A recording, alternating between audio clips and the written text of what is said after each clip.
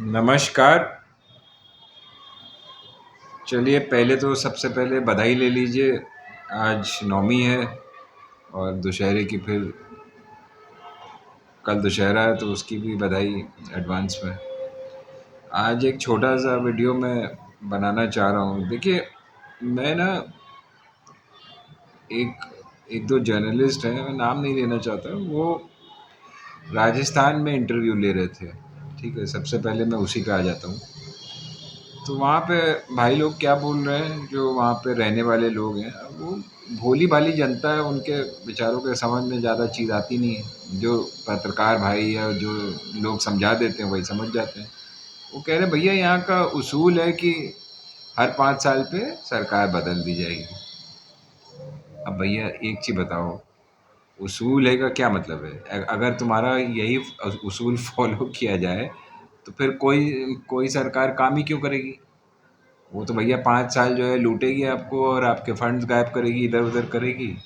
और ठीक है, क्योंकि उनको मालूम है कि भाई यहाँ का उसूल फॉलो होना है, बदलना ही है। तो इस टाइप की जो बेवकूफ़ी की बात करना ना, ये कोई मूर्ख ही कर सकता है। मतलब मैं एक तरीके से, मैं क्या बोलूँ, और मेरे पास कोई शब्द ही नहीं है। आप परंपरा वाली कोई बात यहाँ पे होनी नहीं चाहिए। देखिए, आपको ये देखना चाहिए कि भाई ये सरकार ने काम किया या नहीं किया। अगर काम नहीं किया तो उसको लात मार के बाहर करो, तब तो उसूल समझ में आता है। अगर काम किया है, अब जैसे शिवराज सिंह चौहान मध्य प्रदेश में 15 साल से ज़्यादा से पड़ा हुआ है वहाँ पे। तो तो ये कोई, वो कोई कोई रिवाज वाली बात थोड़ी ना है कि भाई हर हर 5 साल में लात मार के बाहर कर देंगे। जो सरकार काम कर रही है, आप काम के उस पे देखो ना। मतलब उसका जो भी अवलोकन करो, काम पे देखो। अगर गेहलोत ने चलो देर से ही काम शुरू किया मगर करा तो सही ना। अभी अभी जो काम हो रहे हैं उनकी 105 स्कीम चल रही है, वो काम कर रहा है ना इंसान।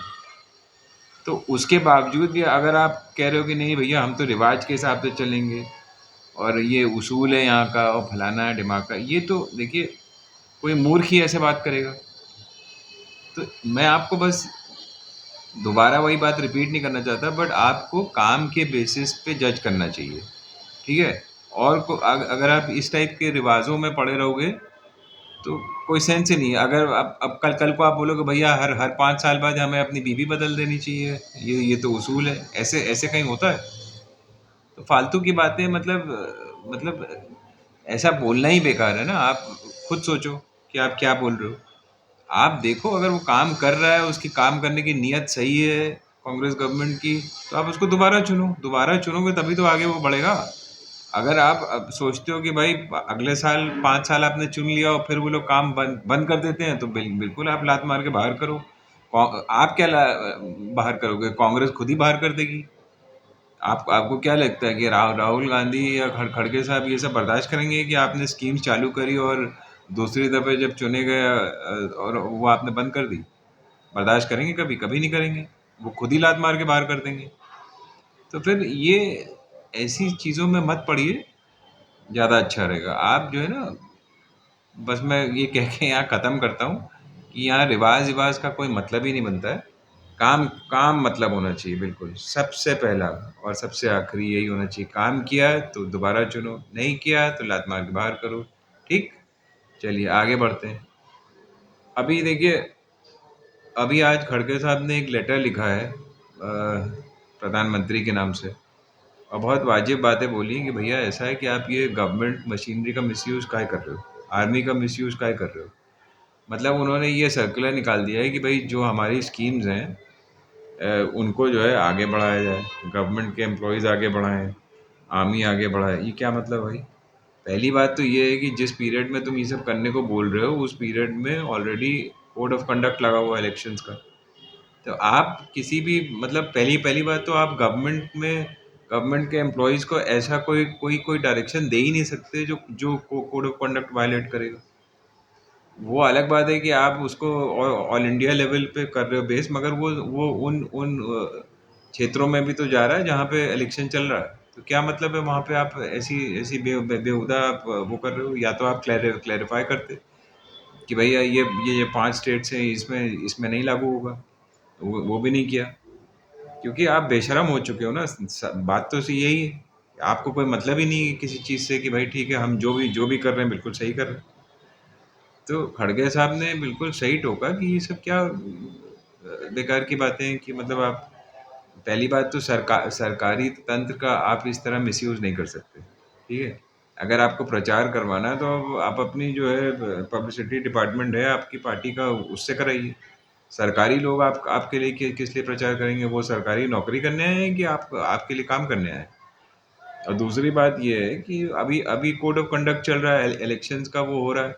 उसी उसी बीच में आप उनसे कह रहे हैं कि भैया ये रथ यात्रा निकालो और ये करो वो करो, और हमारा ढिंढोरा पीटते हुए चलो। क्या मतलब ये सब चीज़ का? कांग्रेस को चाहिए कि इलेक्शन कमीशन में इसका सख्त विरोध करे, और अगर नहीं मानते हैं वो लोग तो फिर इसके इसके खिलाफ कोर्ट में जाए, याचिका दायर करे सुप्रीम कोर्ट में। ये तो बिल्कुल बेहूदी बात हो गई ना। ऐसे तो मतलब आप कोड कोड ऑफ कंडक्ट का मतलब क्या हुआ?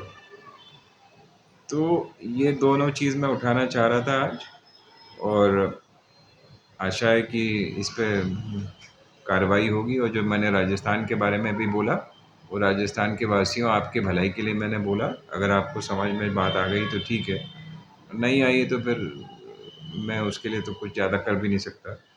देखिए, आप किसी ऐसी सरकार को लाने के चक्कर में मत पड़िए जो काम बिल्कुल नहीं कर चुकी है। पिछले 5 साल के पहले यही सरकार थी ना, बीजेपी की, और आपने उनको बाहर क्यों किया था? क्योंकि वो निकम्मे थे।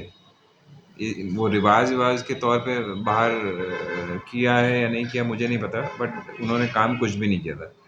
मुझे अच्छी तरह याद है, ये जिसका आप लोग नाम बार बार ले रहे हो, वसुंधरा का, ये तो पब्लिक के बीच में जाती ही नहीं थी। रोज इसमें निकलता रहता था कि ये किसी से मिलती जुलती भी नहीं है। तो सवाल ये है कि आपको ऐसे निकम्मे लोग चाहिए जो किसी से मिले नहीं, या कांग्रेस और गहलोत जैसी सरकार चाहिए जो आपके बीच में जा जाके जो है आपके लिए 25 लाख के मुफ्त इलाज की घोषणाएं कर रहे हैं, और आपके दुनिया भर के आपके मतलब हर परिवार के सदस्य के लिए कोई ना कोई योजना कांग्रेस लेके आई है राजस्थान में।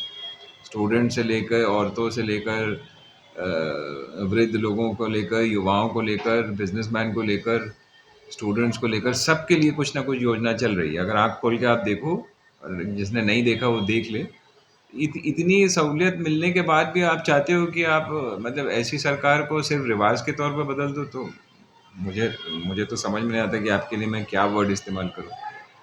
तो चलिए, आप खुद ही समझदार हैं, जो समझदार को इशारा काफ़ी है।